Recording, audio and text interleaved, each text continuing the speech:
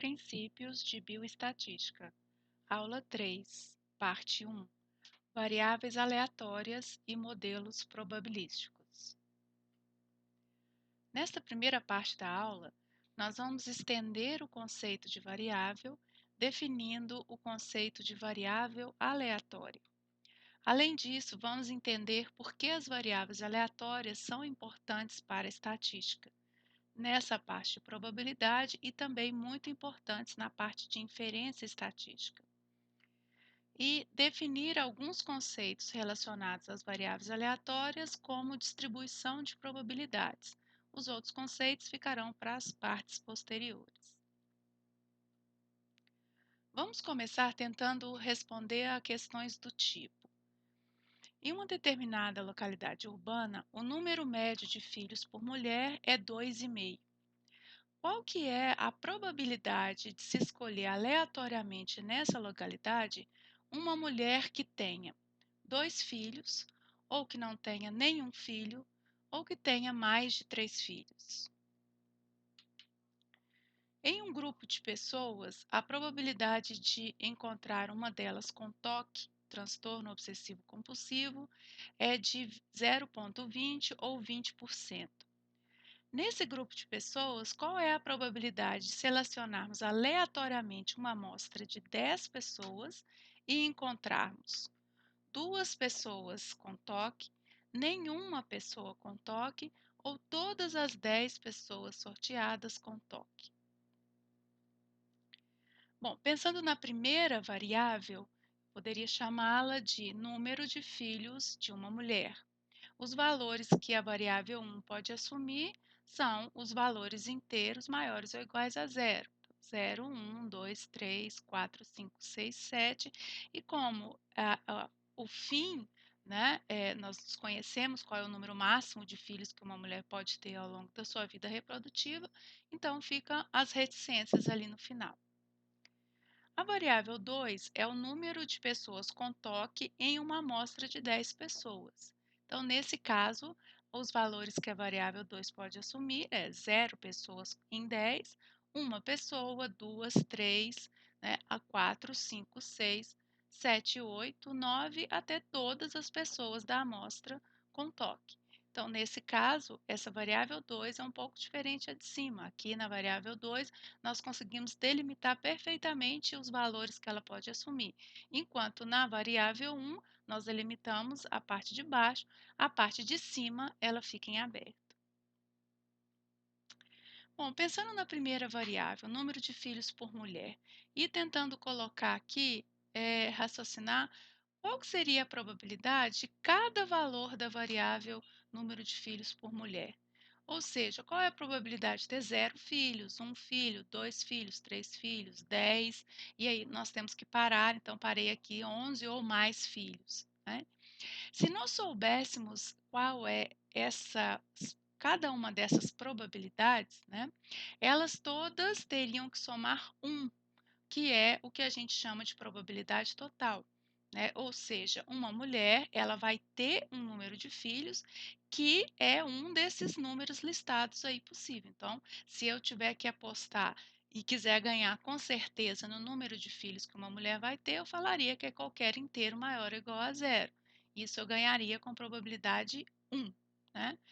É, Se eu soubesse esses valores de cada uma das probabilidades, o que eu estaria fazendo é pegar esse valor total 1 e distribuindo para esses números aí de 0 até 11. Né? Então, aqui o que a gente tem é que esse conjunto de probabilidades aqui é o que a gente chama de distribuição de probabilidades da variável número de filhos por mulher. Então, o distribuição está no fato de que eu estou pegando essa probabilidade total 1 e distribuindo. Agora, como vai ser essa distribuição? Aí já é um passo à frente. Com certeza, essa distribuição não vai ser igualitária, ou seja, a probabilidade de uma mulher ter 3 filhos não é a mesma dela ter 10 filhos. Então, essa distribuição ela vai ter que respeitar, né, o padrão de número de filhos das mulheres daquela população ali. Bom, O que é então a variável aleatória? A variável nós já definimos anteriormente, né? A variável é a característica de interesse que é medida ou observada em cada indivíduo da população ou da amostra. Então, por exemplo, a altura do indivíduo, o tamanho da família do indivíduo, a escolaridade do indivíduo, o sexo do indivíduo, se pensarmos aí numa pessoa. As primeiras variáveis, a altura e tamanho da família, nós vimos que elas são quantitativas, ou seja, a resposta para essa variável aí é um valor, né? Então, uma altura em centímetros, por exemplo, tamanho da família em número de pessoas. Já as variáveis escolaridade e sexo, elas são qualitativas. Então, elas vão gerar para nós categorias. As categorias de escolaridade, se ela for medida em categorias, e as categorias de sexo. Já a variável aleatória, quando colocamos esse adjetivo depois da variável, a definição de variável aleatória seria a variável quantitativa, cuja incerteza na ocorrência dos seus valores é medida por uma distribuição de probabilidades. Então veja que a variável aleatória, ela é sempre quantitativa, ela é sempre numérica. Por exemplo, o tamanho da família. O tamanho da família pode ser uma variável aleatória. A altura também pode ser uma variável aleatória, né? Qualquer parâmetro medido no sangue pode ser uma variável aleatória. Então, as variáveis que já são quantitativas, né, elas automaticamente podem se configurar como variáveis aleatórias. Já as variáveis qualitativas, como por exemplo escolaridade, elas não são em si variáveis aleatórias, mas eu posso definir uma variável aleatória em cima dela. Por exemplo, o número de pessoas com escolaridade superior. Né? No caso da variável sexo, eu posso definir o número de pessoas do sexo feminino. Então, uma vez que eu estou contando, né, alguma coisa em alguma categoria que eu escolhi da variável, né, então essa contagem é quantitativa. Então, essa contagem pode ser uma variável aleatória. Mais à frente, isso vai ficar um pouco mais claro. Então, voltando para a variável aleatória número de filhos por mulher. Né? Suponha aqui que eu tenho duas localidades, localidade A e B, e eu conheça a distribuição de probabilidades dessa variável número de filhos, tanto na localidade A quanto na localidade B. Então, eu tenho todos os valores aí para todos, de probabilidades para todos os números, e eles têm que somar aí nas colunas, tanto para A quanto para B, 1. Né? Então, o que esses valores aqui estão fazendo, né, esses aqui, é distribuindo essa probabilidade total para os valores que a variável número de filhos pode assumir. E a gente vê que essa distribuição não é igualitária, ou seja, a probabilidade de ter 3 filhos na localidade A é bem maior do que ter 4, que é bem maior do que ter 10 ou 11 ou mais. Ok? Aqui na localidade B, nós temos também a distribuição de probabilidades. Se somarmos esses valores, tem que dar 1, porque isso aqui, esses valores são o resultado da distribuição desse valor 1 aqui pelos valores que o número de filhos por mulher pode assumir. Então, na localidade B, a gente vê, por exemplo, que a probabilidade de ter 0 filhos é muito maior do que a de ter 5 filhos, por exemplo. Né? Bom, a gente pode comparar as distribuições de probabilidades da localidade A e B, olhando para os números, mas nada melhor para ajudar a gente do que colocar isso num gráfico.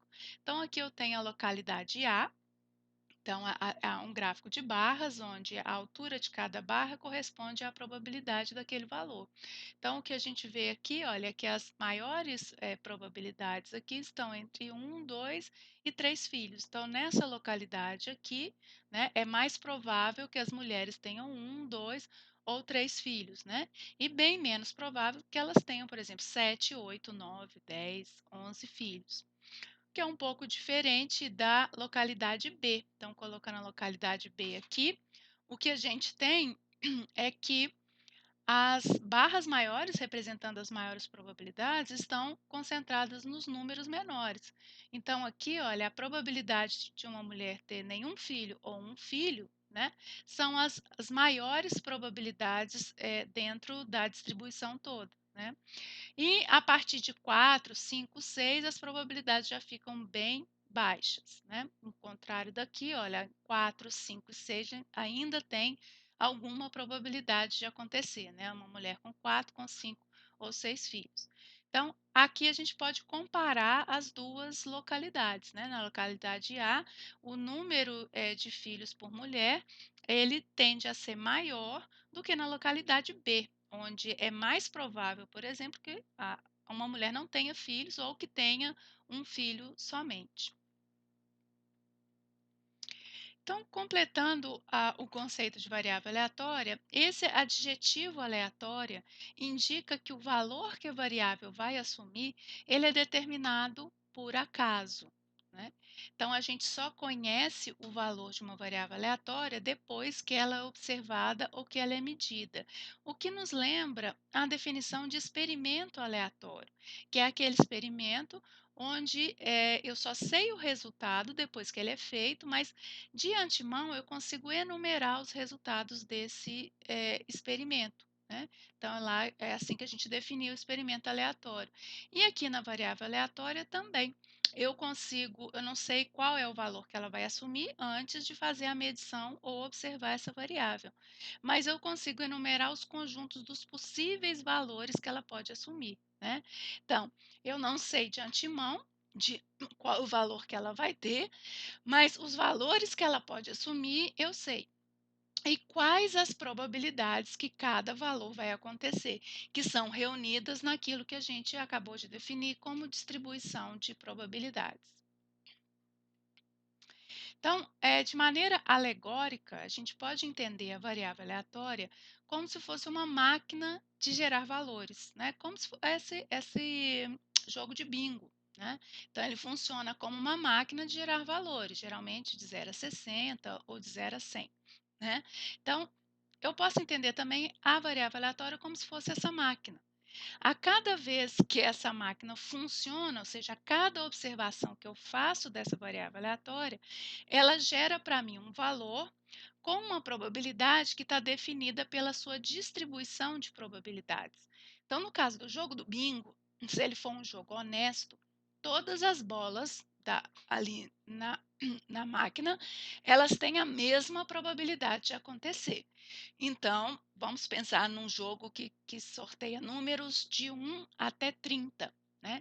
Se isso Se acontecer isso, a distribuição de probabilidades dos valores gerados por essa máquina de bingo, ela teria essa forma aqui embaixo, né? Todas as barras são iguais, porque todas as probabilidades de todas as bolas são iguais, né? Então, a gente fala que a gente tem uma distribuição de probabilidade uniforme, ou seja, todas têm a mesma probabilidade.